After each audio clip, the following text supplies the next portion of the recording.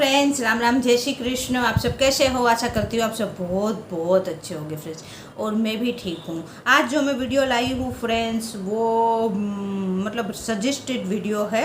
और हमारा भी मन था इस वीडियो पे रिएक्शन देने का फ्रेंड्स, क्योंकि अभी हम इसी टाइप के वीडियो पे रिएक्शन दे रहे हैं फ्रेंड्स। और इस वीडियो पे रिएक्शन देने का सजेशन आया है एम ए पवार जी की तरफ से। हाँ, आई होप मैं प्रोनाउंस ठीक कर रही हूँ फ्रेंड्स। तो एम ए पवार जी का सजेशन था कि हम इस पे रिएक्शन दें फ्रेंड। और इस वीडियो का टाइटल है मास्टरमाइंड बहिर्जी नायक। तो एक और वीर मराठा की ये गौरव गाथा है फ्रेंड्स। हाँ, तो आइए पहले देख लेते हैं ये गौरव गाथा। उससे भी पहले फ्रेंड, ओरिजिनल वीडियो का लिंक मैं डिस्क्रिप्शन में दे दूंगी। ओरिजिनल वीडियो को देखो, चैनल को जरूर सब्सक्राइब करो। ये the History TV, Maratha empire the History TV का वीडियो है फ्रेंड्स। और मेरा भी वीडियो लाइक करो, चैनल को जरूर सब्सक्राइब करो फ्रेंड्स। चैनल सब्सक्राइब मेरे रुक गए हैं तो सब्सक्राइब जरूर करो फ्रेंड्स। और वीडियो अच्छा लगे तो कमेंट्स भी करो, और लाइक तो भूलना ही नहीं है। हाँ, लाइक जरूर करो।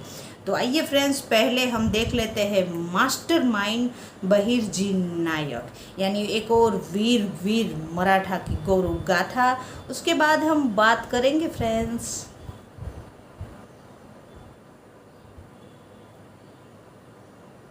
1 2 3 स्टार्ट। सूरत नगर के किसी कोने में छुप के बैठा सूबेदार इनायत खान आग बबूला होते हुए अपने आप को कोस रहा था। एक इंसान हमारे घर आता है, हमारे साथ रहकर नगर की एक एक कोने की जानकारी लेता है, और इतना ही नहीं, हमारे सारे सैन्य बल का हिसाब किताब लेकर जाता है। और हमारे नज़रों के सामने होते हुए भी हम उसे पहचान नहीं पाए। काश हम उसे पहचान लेते और उस मरहट्टा को मार देते। मराठा साम्राज्य के ऐतिहासिक वीडियो से भरे चैनल द हिस्ट्री टीवी पर मैं आरजे अनामिका आपको उस वीर पुरुष से रूबरू करवाने वाली हूँ, जिनकी बुलंदियों की जोड़ रायगढ़ से लेकर दिल्ली तक, बंगाल से होते हुए बीजापुर तक, और कुटनी अंग्रेज़ों के घमंड को चूरते हुए श्री शिव छत्रपति के पावन कदमों को छू रहा था। रामोशी समाज में जन्मे बहिर्जी नायक का इतिहास 17वीं शताब्दी के बाद काफ़ी हद तक दबाया गया, क्योंकि दूसरा रामोशी उठकर ये न बोल सके कि हम उस खानदान से ताल्लुक़ रखते हैं जिनके कई पीढ़ियों ने मराठा साम्राज्य को मजबूत करने में अहम योगदान दिया है।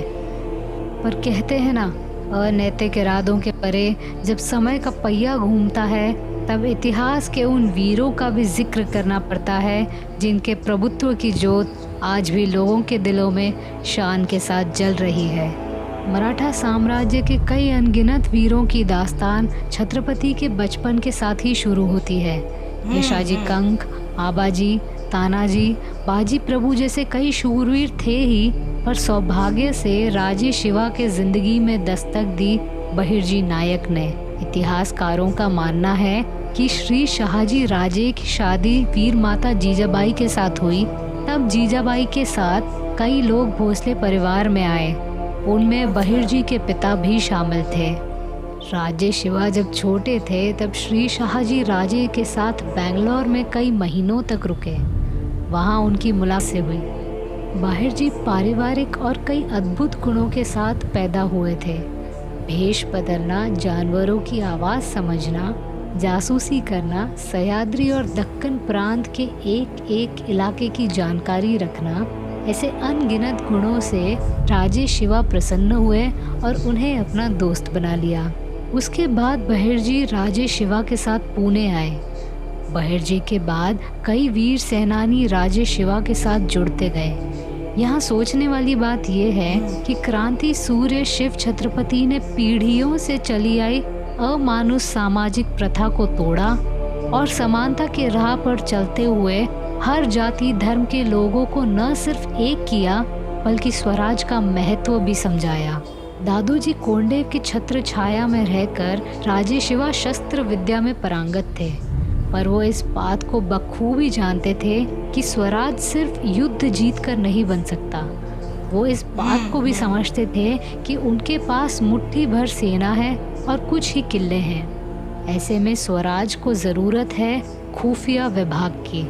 छत्रपति ने जिस युद्ध नीति के साथ मुगल, बीजापुर, गोलकोंडा, अहमदनगर, ब्रिटिश और पोर्चुगीज़ इन सब को एक साथ टक्कर दी, उस नीति के पीछे बहिर्जी नाइक ही थे। 18वीं शताब्दी के बाद इस नीति शास्त्र पर अंग्रेज़ों ने परीक्षण कर इसे यूरोप तक पहुंचाया।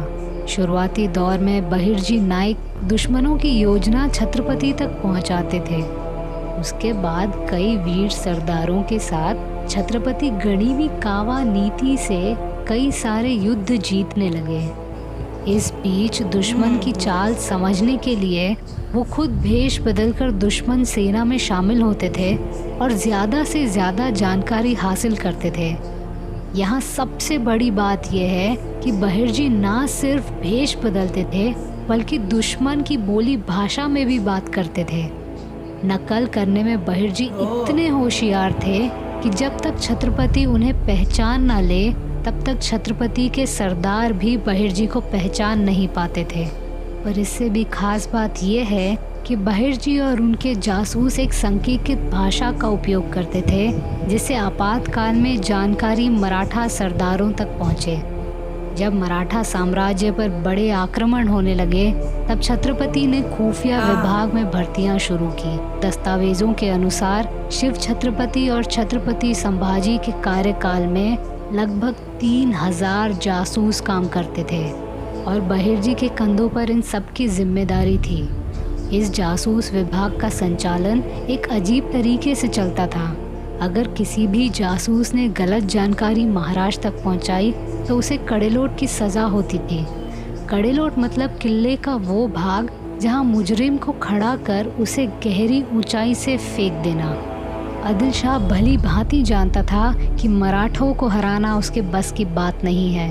हुकूमत की राजमाता चाहती थी कि या तो छत्रपति को पकड़कर आदिल शाह में शामिल किया जाए या उन्हें वहीं धोखे से मार दिया जाए।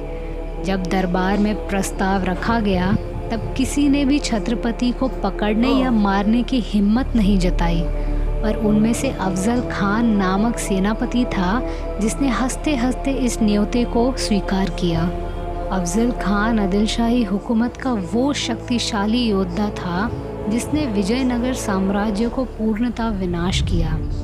दस्तावेजों के अनुसार सेना के साथ अफजल खान नगर या गांव से लूट मार करते हुए गुजरता था। जब ये बात छत्रपति को पता चली तब बहिर्जी ने तय किया कि वो अफजल खान की सेना में शामिल होगा और दुश्मन के इरादों को महाराष्ट्र तक पहुंचाएगा।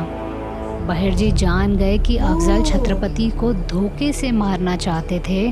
तब एक योजना बनाई गई। योजना के तहत अफजल खान को संदेशा भेजा गया कि छत्रपति सेना से डर गए हैं और आदिल शाह के खिदमत के लिए प्रतापगढ़ में अकेले मिलना चाहते हैं।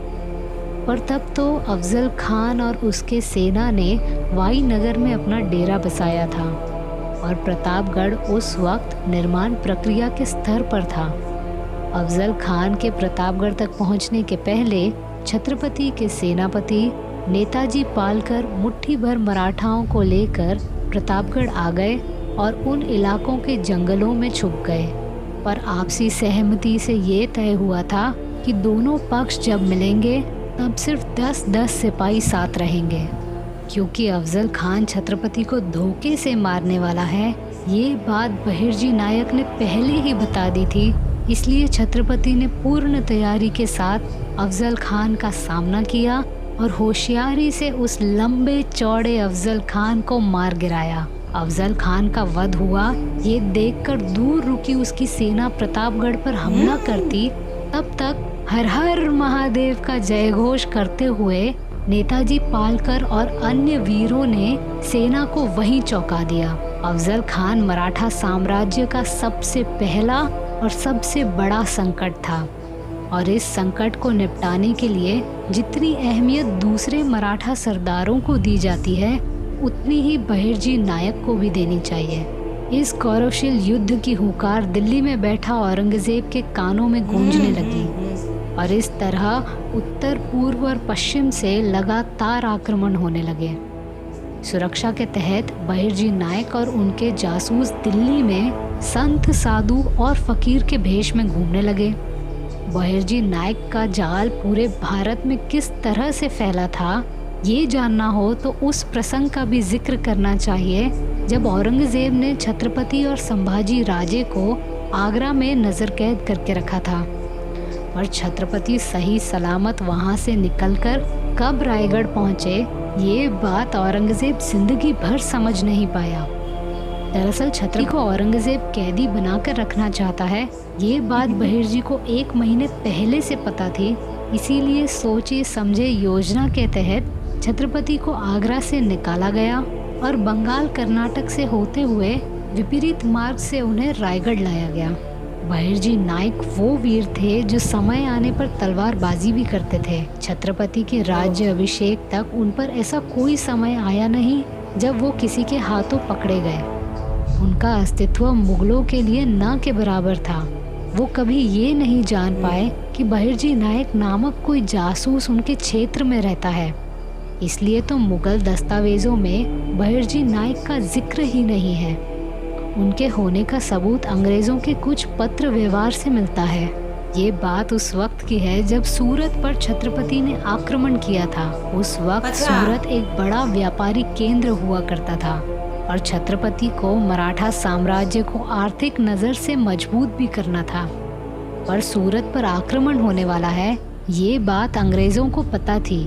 तब अंग्रेजों ने छत्रपति शिवाजी महाराज को अर्जी दी कि वो ब्रिटिश गोदामों पर आक्रमण ना करें। इसके बदले वो सूरत पर होने वाले आक्रमण की बात किसी को नहीं बताएंगे। इसलिए जब सूरत पर आक्रमण हुआ तब कुछ दिन पहले ही छत्रपति ने सूरत के सूबेदार इनायत खान को एक पत्र भेजा जिसमें उन व्यापारियों के नाम थे जिन पर छत्रपति हल्ला बोल करने वाले थे, पर उसमें गरीब लोग, किसान, चर्च और ब्रिटिश अफसरों के नाम नहीं थे। ये हमला इतना अचानक और जल्द गति से हुआ कि इस बीच इनायत खान को सेना को सजग करने का मौका भी नहीं मिला, बावजूद इसके कि छत्रपति ने पहले ही उसे पत्र भेजकर जानकारी दे दी थी। दरअसल इस अहम कदम पर बहिर्जी छत्रपति के बहुत निकट थे। सूरत लूट की योजना छत्रपति ने बुद्धिमता के साथ बनाई थी। आक्रमण से पहले बहिर्जी भेष बदलकर उसके ही घर में रुके थे। दुश्मन के घर में रहकर बहिर्जी ने सूरत के सभी व्यापारियों के नाम जान लिए जिन पर नैतिकता से हल्ला किया जा सकता है। इतना ही नहीं, बहिर्जी ने इनायत खान की सेना कब और कैसे आक्रमण कर सकती है, इस बात की भी खबर छत्रपति तक पहुंचाई। इसलिए जब सूरत के जमीन पर मराठाओं पद चिन्ह ठस रहे थे तब इनायत खान छुप के बैठा था। बहिर्जी नायक छत्रपति के बहुत करीबी थे, इसीलिए 3000 जासूसों के फौज को नियंत्रण करने के लिए ज्यादा से ज्यादा धन लगाया गया। इतना ही नहीं, राज्याभिषेक हुआ तब वीर बहिर्जी नायक को सरदार से भी बड़ा पद छत्रपति ने दिया। दोस्तों, बहिर्जी नायक की कहानी काफी लंबी है, इसीलिए कहते हैं छत्रपति संभाजी महाराज फितूर से पकड़े जाते ही नहीं अगर बहिर्जी तब जिंदा होते तो। उनकी यादें आज भी सांगली के भोपालगढ़ में छुपी हैं। मराठा साम्राज्य को मजबूत करने का श्रेय जितना मराठा सरदारों को जाता है उतना ही बहिर्जी नायक को भी जाना चाहिए। पर कुछ लोग फितूरी करने लगे और बहिर्जी नायक ये अति महत्वपूर्ण नाम इतिहास के पन्नों से मिटने लगा। बहिर्जी नायक के साथ जो हुआ वही फितूरी उमाजी नायक के साथ भी की गई, जिसने सबसे पहले अंग्रेजी हुकूमत को चुनौती दी थी। ये सिलसिला यही नहीं रुका। 1857 के बाद वासुदेव बलवंत फड़के के साथ भी वही हुआ जो उससे 100 साल पहले हुआ था। भूमि के इस महान सुपुत्र को द हिस्ट्री टीवी सत सत नमन करता है।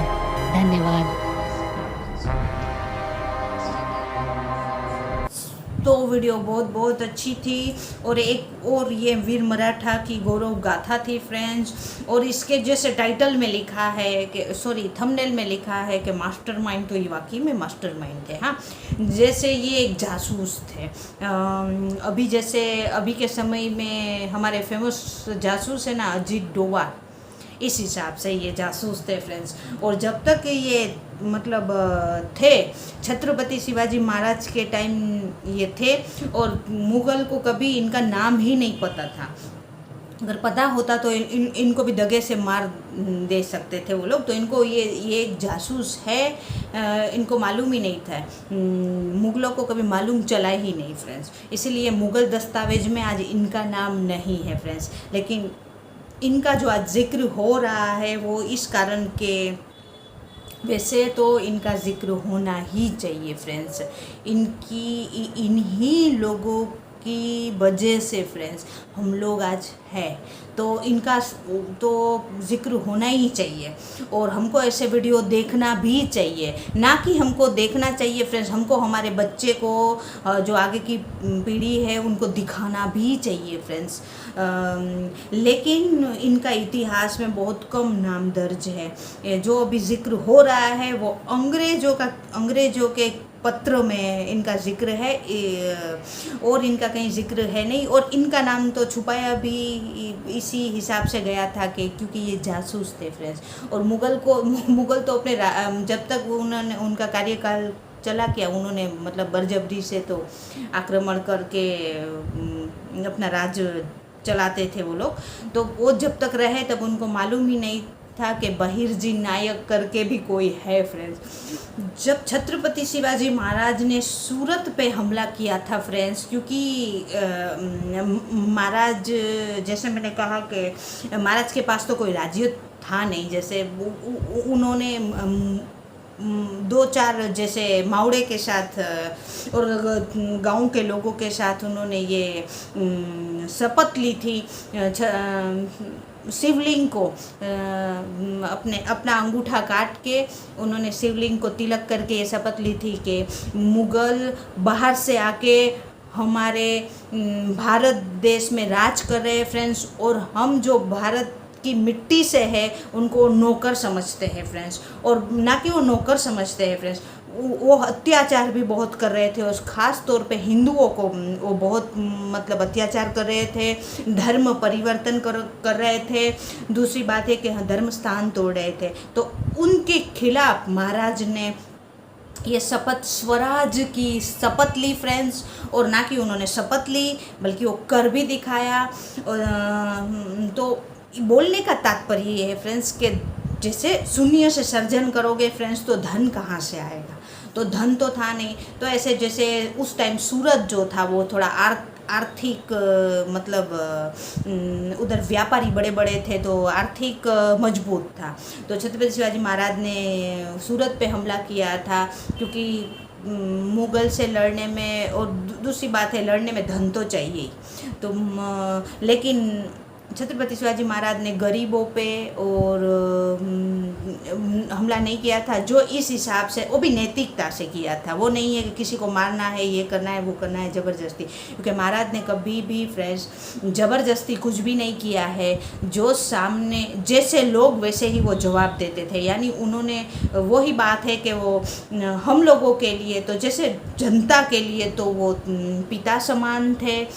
जैसे एक पिता अपने बच्चों को कैसे वो लाड से रखते हैं, प्यार करते हैं, वैसे थे। लेकिन दुश्मनों के सामने वो शेर जैसे थे, फिर दुश्मनों को छोड़ते नहीं थे। यानी सूरत पे भी जब उन्होंने हमला किया था तो ऐसे व्यापारी पे हमला किया था जिसके पास धन वगैरह ज़्यादा हो और आर्थिक मजबूत होने के लिए। और जब वो हमला कर रहे थे तो अंग्रेज़ों को पता चल गया था फ्रेंड्स कि वो हमला करने वाले हैं छत्रपति शिवाजी महाराज। यानी अंग्रेज़ों ने बोला था कि हमारे गोदाउन को आप छोड़ देना, कि वो भी जानते थे कि छत्रपति शिवाजी महाराज मतलब अगर हमला कर दे यानी वो फिर तो ख़त्म। तो वो उन्होंने वो ख़त लिखा था छत्रपति शिवाजी महाराज को। और छत्रपति शिवाजी महाराज ने देखो फ्रेंड, मुग़ल हमेशा दगे से करते थे, लेकिन महाराज पहले पत्र लिख देते थे कि हम आने वाले हैं, अब आप में ताकत है तो आप रोक लो, वरना जो हम हमला कर रहे हैं वो सह लो। तो मतलब वो जो मुग़ल था वो बेसिकली छुप गया।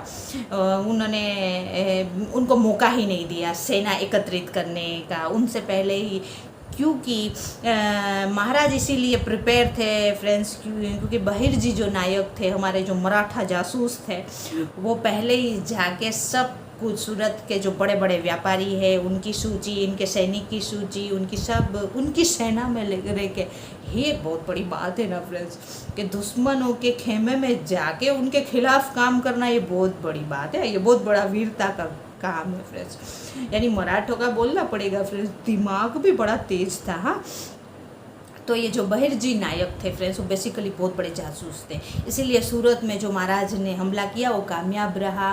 और दूसरी बात एक है कि छत्रपति शिवाजी महाराज की जब भी बात आती है ना, तो अफजल खान की बात जरूर आती है, क्योंकि अफजल खान एक ऐसा था कि लंबा चौड़ा था और उन्होंने, महाराज ने उनको मार गिराया, तो मतलब ये बहुत बड़ी बात है। और वो अफजल खान को मारने के बाद तो भगवान छत्रपति शिवाजी महाराज को सब भगवान मानने लगे थे, और किसी किसी में तो अंधविश्वास भी हो गया था कि महाराज है ना देवता रूप है। वैसे वो देवता रूप थे फ्रेंड्स, लेकिन सबको लगने लगा था कि वो महाराज देवता रूप है, एक ही समय पे कितनी जगह उपस्थित रह सकते हैं, यानी महाराज में कुछ दिव्य शक्ति है, ये सबको होने लगा था, क्योंकि वो लंबा चौड़ा इंसान को महाराज ने मार गिराया था। तो वो अफजल खान को जो मार गिराने में फ्रेंड्स दिमागी तौर पे बहिर्जी नायक का हाथ था, क्योंकि ये हमको इस वीडियो में पता चला। उन्होंने पहले ही ये मतलब एक तरह से खबर दे दी थी कि अफजल खान जो है वो छत्रपति शिवाजी महाराज को दगे से मारने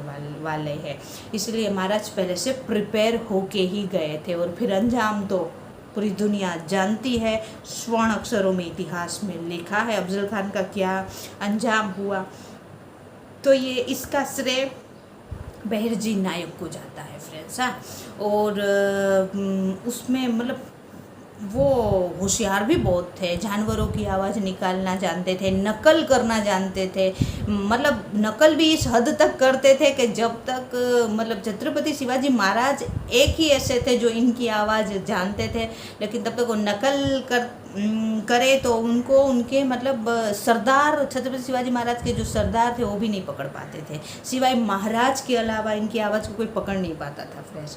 तो मतलब ऐसे थे हमारे बहिर्जी नायक फ्रेंड्स। तो जैसे मैंने बोला ना फ्रेंड्स, मतलब मराठों का दिमाग भी बड़ा तेज है। हाँ, हम तो ये जो जासूस वगैरह है वो आज के मानते हैं ना कि अभी ये सब चल रहा है, नहीं, ये तो मतलब कितने सालों पहले ही मतलब आ चुका है। और ये देखो, अब धीरे धीरे हम जब वीडियो बना रहे हैं तो हमको ये पता चल रहा है फ्रेंड्स के मतलब अभी का जो बेहतरीन है ये सब मतलब छत्रपति शिवाजी महाराज के टाइम पे ही आ गया था। ये जो जासूस है कंप्लीट एक राज्य था फ्रेंड्स, में मतलब सब मल्टी टैलेंट था, इसीलिए फ्रेंड्स ये जो स्वराज था वो इतना फला फूला कि इनमें फ्रेंड ऐसे ऐसे नायक थे।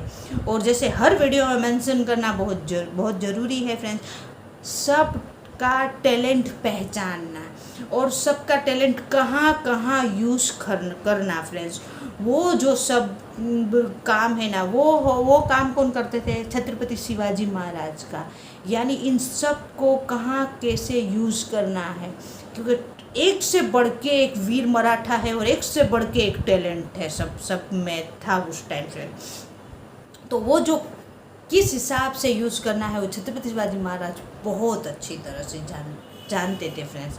यानी छत्रपति शिवाजी महाराज का जो स्वराज राज्य था, मराठा साम्राज्य फ्रेंड्स, उसको हम बोलेंगे ना मल्टी टैलेंटेड था वो फ्रेंड्स, इसीलिए इतना फला फूला फ्रेंड्स। और इसीलिए आज फ्रेंड्स इतिहास में उनके स्वर्ण अक्षरों से लिखित है और हम लोग आज भी फ्रेंड्स ऐसे ही दिल से उसको याद करते हैं फ्रेंड्स। तो बहिर्जी नायक को फ्रेंड्स सत सत नमन हमारी तरफ से, और छत्रपति शिवाजी महाराज को भी फ्रेंड्स सत सत नमन फ्रेंड्स। इन्हीं के कारण आज हम लोग है फ्रेंड्स, इन्होंने हमारे धर्म की रक्षा करी है फ्रेंड्स। हाँ, धर्म की रक्षा जरूर करी है फ्रेंड्स, लेकिन कभी भी किसी धर्म का अपमान भी नहीं किया है हमारे श्री छत्रपति शिवाजी महाराज ने, ना कि किया है। और छत्रपति शिवाजी महाराज से जितने भी उनकी सेना थी और जितने भी लोग थे फ्रेंड्स, उन्होंने भी कभी धर्म का अपना दूसरे धर्म का अपमान नहीं किया था फ्रेंड्स। अपने धर्म का सम्मान वो चाहते थे, उनके अलावा वो कुछ नहीं चाहते थे फ्रेंड्स। तो ये वीडियो बहुत बहुत अच्छी थी, मेरे को तो ये वीडियो बहुत अच्छी लगी। आपको मेरा रिएक्शन अच्छा लगा हो तो चैनल को सब्सक्राइब, वीडियो को लाइक ज़रूर करना फ्रेंड। और आपको कोई रिएक्शन करवाना है तो आप कमेंट्स कर सकते हो। और अब मिलते हैं फ्रेंड ऐसे ही दिग्गजों की वीडियो में। बाय बाय, जय हिंद, वंदे मातरम, बाय बाय।